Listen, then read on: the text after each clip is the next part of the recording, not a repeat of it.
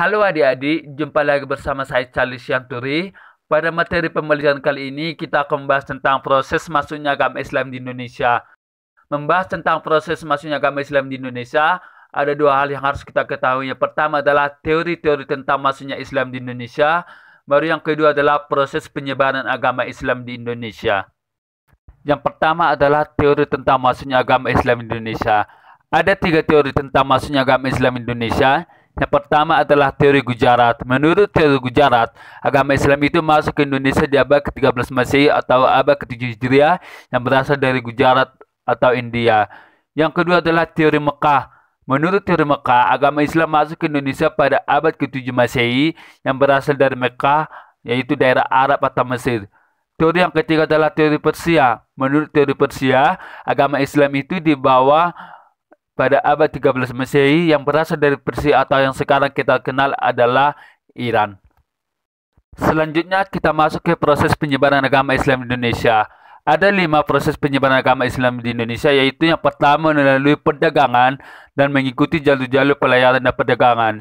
Yang kedua adalah melalui perkawinan dengan menikah dengan warga lokal. Yang ketiga melalui tasawuf dengan adanya cerita babat dan hikayat masyarakat setempat. Yang keempat, melalui pendidikan yang diselenggarakan oleh ulama, kiai. Ada pembuktinya adalah didirikannya madrasah dan pondok pesantren bagi masyarakat lokal. Yang terakhir adalah melalui kesenian, di mana dengan adanya unsur bangunan masjid kuno, seperti yang kita ketahui seperti di masjid daerah Aceh, Demak, Cirebon, dan juga Banten. Seperti kita ketahui, proses penyebaran agama Islam ke Indonesia semakin meluas dan mudah diterima oleh masyarakat Indonesia. Lalu pertanyaannya adalah, coba kamu analisis mengapa agama Islam bisa cepat diterima oleh masyarakat Indonesia?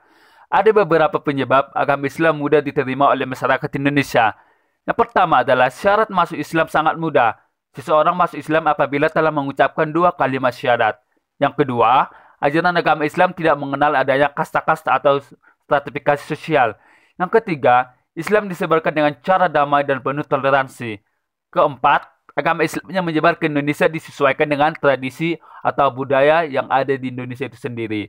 Yang kelima adalah runtuhnya kerajaan Majapahit.